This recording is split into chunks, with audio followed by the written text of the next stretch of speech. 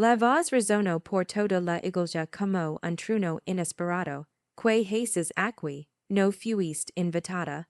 Mi futura nuera temblaba mientras pronunciaba esas palabras frente a 300 testigos que ahora juraban. Sus cabezas hasha, mi con curiosidad evidente. Sonre con serenidad absoluta mientras mis dedos acariciaba. Ben el collar de perlas antiguas que descansaba sobre mi cuello. I, cuerda gimna, realmente crees que me perdería el momento más importante de la vida de mi hijo. Una sonrisa helada se dibujó lentamente en mis labios mientras daba un paso hacia adelante. Vine a traer un invitado muy especial, alguien que ha estado muriendo por verte de nuevo. Cuando gimna finalmente vi a Alhambra, que emerge de las sombras detrás de mí. Todo el color abandonó su rostro como agua escurriendo por un desaguo. Sus labios temblaron buscando palabras que no llegaban, y sus ojos perfectamente maculados se abrieron con un terror que no podía fingir. Era la primera vez que veía su máscara caer completamente. Mi nombre es Gabriela Torres. Tengo 67 años bien vividos y hace.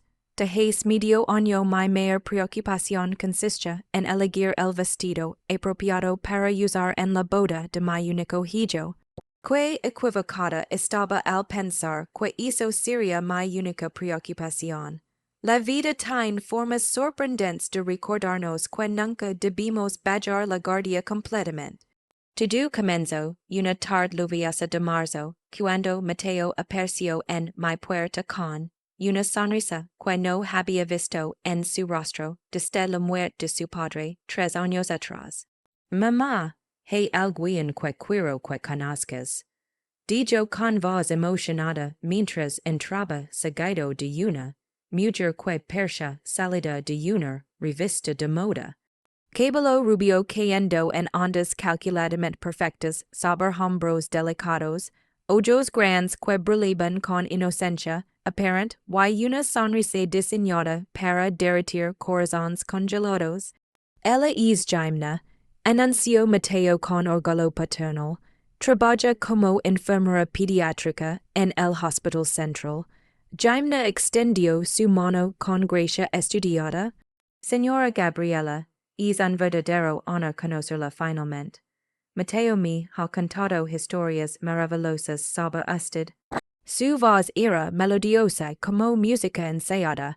Record, andom a las actrices de telenovelas que veía mi madre. Algo en su perfección me molestaba pero aparte.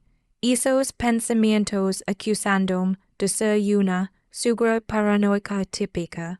Durante la cena escuché historias elaboradas sobre su trabajo salvando niños enfermos, su voluntariado en refugios de animales abandonados y sus sueños de formar una familia numerosa llena de amor.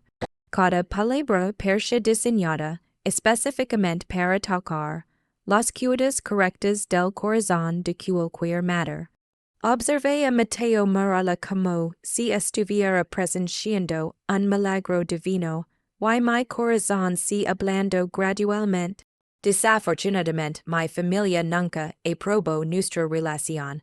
Confieso gimna durante el postre mientras una lágrima, perfectamente cronometrada, rodaba por su mejilla. Esperaban que me casara con alguien de mayor estatus económico y social.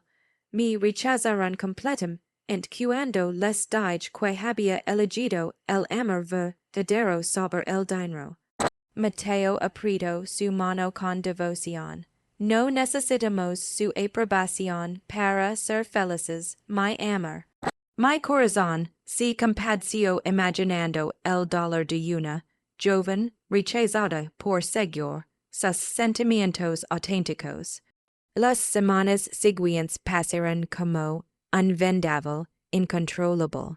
Antes de poder procesar completamente lo que estaba sucediendo, había un anillo de diamantes brillando en el dedo de gimna, y fechas de boda siendo discutidas seriamente. Cuando lo sabes, simplemente lo sabes, Repisha Mateo como un mantra hipnótico mientras yo intentaba no mostrar mis reservas crecientes.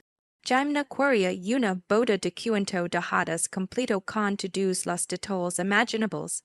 El lugar más prestigioso de la ciudad, vestido de diseñador importado, flores exóticas traídas especial, yo queriendo ver la felicidad genuina en los ojos de mi hijo me ofrecía financiar cada centavo haría hizo por mí.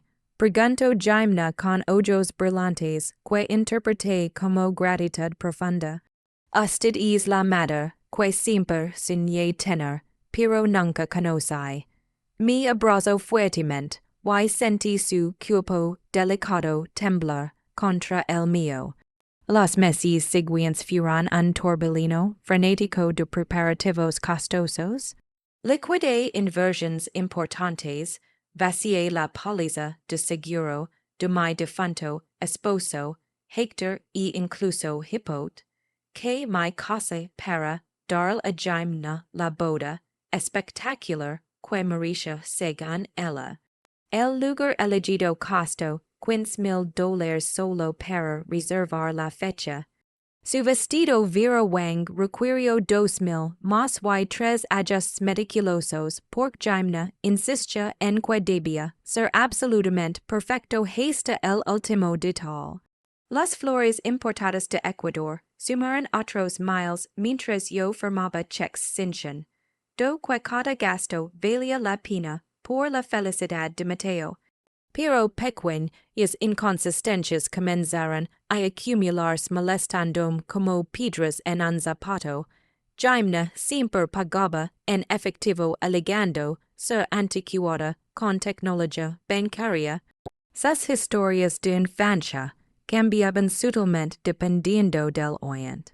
En una conversación creció en una graña humilde de Oaxaca, mientras en otra fue criada por abuelos aristocráticos en Guadalajara.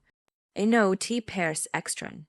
Yo que nunca hemos visto una sola fotografía de su familia. Le pregunté a Mateo una noche mientras lavábamos platos juntos. Ni un primo, ni un amigo de la infancia en toda su lista de invitados. Mateo suspiró con irritación visible. Mamá, ya discutimos esto repetidamente. Su familia la desheredó completamente. Es un tema extremadamente doloroso para ella y necesito que lo respetes. Me traje mis dudas crecientes porque mi hijo brillaba con felicidad. Entonces 3 semanas antes de la boda, sucedió el momento que transformaría absolutamente todo. Había ido al apartamento de Mateo para entregar los recuerdos personalizados que había mandado hacer. Usando mi ley de emergencia, entré silenciosamente esperando sorprenderlos gratamente. Fue entonces cuando la voz de Jaimna ligó clara desde la habitación pero no era la voz dulce que conocía sino algo áspero, calculador y impaciente que me heló la sangre instantáneamente. Marcos, te advertí específicamente que no me llamaras a este número, escupía con irritación apenas contenida. Si la boda sigue en cronograma perfecto, si tendré acceso completo a todas sus cuentas bancarias inmediatamente después de casarnos. Me quedé paralizada en el pasillo, conteniendo la respiración para escuchar cada palabra terrible. Como que quieres una porción mayor. Acordamos 30% y eso es final. Hubo una pausa tensa. Mira, la vieja estúpida ya nos entregó más de $40,000 fácilmente y probable. Nos dará mucho más para el pago inicial de una cosa después de la luna de miel. La vieja estúpida era yo. Es tanto vale fácilmente $200,000. Quizás más si somos inteligentes. Mi hijo reducido a un número en una transacción financiera criminal. No sospecha absolutamente nada. Está completamente enganchado emocionalmente y comiendo de mi mano. El mundo comenzó a girar descontroladamente a mi alrededor. Mi estómago se contrajo con náusea repentina, y tuve que apoyarme contra la pared para no desplomarme ruidosamente. De alguna manera logré retroceder silenciosamente hasta la puerta. A principio todavía sosteniendo la caja de recuerdos y escapar sin ser detectada. Una vez en mi automóvil, 3 cuadrillos finalmente me permití reaccionar completamente. Las lágrimas corrían sin control por mi rostro mientras golpeaba el volante repetidamente, sintiéndome la mayor idiota que había caminado sobre la tierra. Todos los señales habían estado ahí gritando, pero yo los había ignorado cegada por el deseo de ver a Mateo feliz. En medio del dolor devastador, algo se endureció dentro de mí. Una determinación feroz que no había sentido desde los días oscuros luchando al lado de Héctor durante su batalla final contra el cáncer. Si Jaimna pensaba que podía destruir mi HIJO y robar todo lo que habíamos construido, había elegido definitivamente a la familia equivocada para engañar. Esa noche después de secar mis lágrimas amargas hice algo que nunca imaginé necesario. Busqué investigadores privados en mi teléfono celular con manos temblorosas. Era hora de descubrir exactamente quién era esta mujer que estaba a punto de arruinar nuestras vidas completamente. A la mañana siguiente me reuní con Patricia Morales en un café discreto del centro histórico. El lugar estaba casi vacío perfecto para conversations confidenciales. Patricia era una ex-detective de policía convertida en investigadora privada después de su jubilación temprana. Una mujer de 5 años con cabello gris corto y mirada penetrante que parecía leer almas. Señora Gabriela, dijo después de escuchar mi historia mientras bebía café negro. Lo que describe suena como fraud romántico clásico con elementos de estafa matrimonial. Estas personas son profesionales absolutos que estudian objetivos cuidadosamente y se convierten exactamente en lo que quieren ver. Un escalofrío me recorrió completamente. ¿Cuánto tiempo necesitará? Pregunté deslizando un cheque sustancial sobre la mesa manchada. Patricia sonrió sombríamente guardando el cheque. Para alguien lo suficientemente descuidada como para usar su voz real por teléfono no tomará mucho tiempo en absoluto.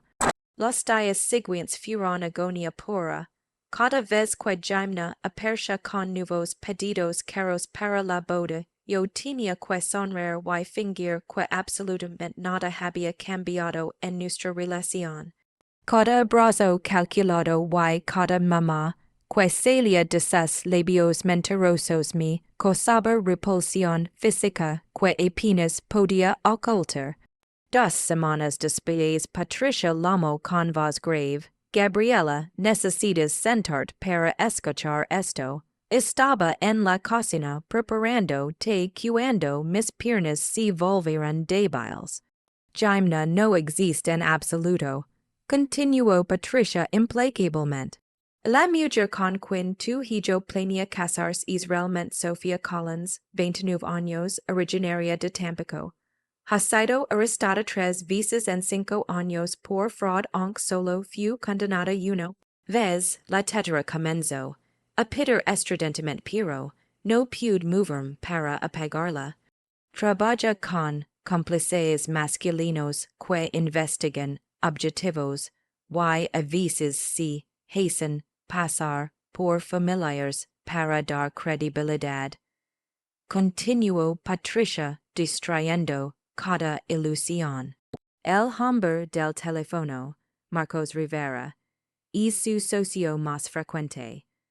Estuvieron en vala, crados sentimentalmente hasta que ella lo estafó, hace 2 años por $15,000 y desapareció completamente. Finalmente apagué la estufa con manos temblorosas. ¿Cómo descubriste tú esto? Mi voz era apenas un susurro. Software de reconocimiento facial mater. No y buen trabajo detective tradicional. Respondió Patricia eficientemente. Sofía ha estado usando la identidad falsa de Jaime durante 8 meses con número de seguridad social robado y historial laboral completamente fabricado. Y lo peor, Gabriela. Patricia continuó despiadadamente. Ha hecho esto antes al menos 3 veces que pude rastrear. Se acerca a hombres solteros con buenos trabajos preferable, mente aquellos que perduran recientemente a alguien cercano, dejándolos emocionalmente vulnerables como Mateo lamentando todavía a su padre.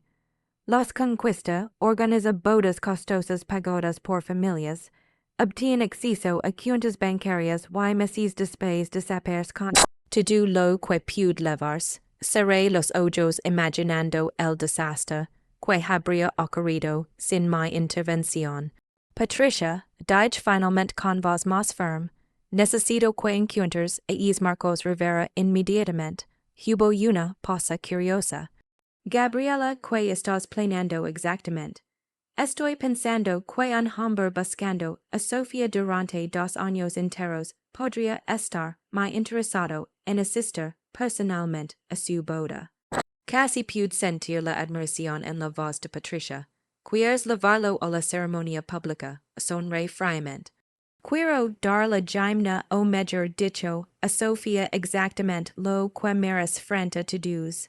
Pudes localizarlo. Ya lo hice. Dijo Patricia con eficiencia característica. Vive en Monterrey trabajando construcción. 10. Dre su información de contacto en una hora. Después de colgar me quedé sentada en silencio completo durante mucho tiempo procesando todo. Parte de mi curia corre directamente a Mateo exponiendo todo pero conoce a mi hijo turco como su padre. Sofía había trabajado en él durante meses construyendo defensas psicológicas. Necesitaba algo más contundente y irrefutable. Algo tan público que no hubiera espacio para negación o manipulación adicional. La boda programada para 10 días sería inolvidable solo, que no de la manera que Sofía imaginaba en absoluto. Esa tarde, con manos temblorosas marqué el número que Patricia proporcionó. 3 tonos y una voz masculina espera respondió. Marcos Rivera, respiré hondo preparandome. Señor Rivera, mi nombre es Gabriela Montes. Creo que conoce a la novia de mi hijo, aunque la conoció como Sofía en lugar de Jaime. El silencio se extendió eternamente. ¿Dónde está? Su voz se volvió tensa y urgente. Está a punto de casarse con mi hijo en Puebla en 9 días. Respondí manteniendo voz profesional. Ya nos robó más de 40,000 y apenas está comenzando. Creo que podemos ayudarnos mutuamente significativamente. Le expliqué mi plan completo en detalle meticuloso. Marcos aparecería en la boda, en el momento exacto exponiendo públicamente a Sofía frente a todos los invitados incluido mi hijo. Sería humiliación completa, innegable y absolutamente pública sin posibilidad de escape. Él me quitó 15,000 y desapareció en medio de la noche. Dijo Marcos con voz dura. Le he estado rastreando durante 2 años completos. Sonreí aunque no podía verme. Entonces este es su oportunidad perfecta para justicia. Hablamos ajustando cada detalle durante 20 minutos. Marcos conduciría de Puebla la mañana de la boda y esperaría en su vehículo hasta recibir mi mensaje de texto. Yo entraría por la entrada del jardín y mi posicionaría don pude era observar la ceremonia de celularse completamente. Los días siguientes pasaron en preparación cuidadosa.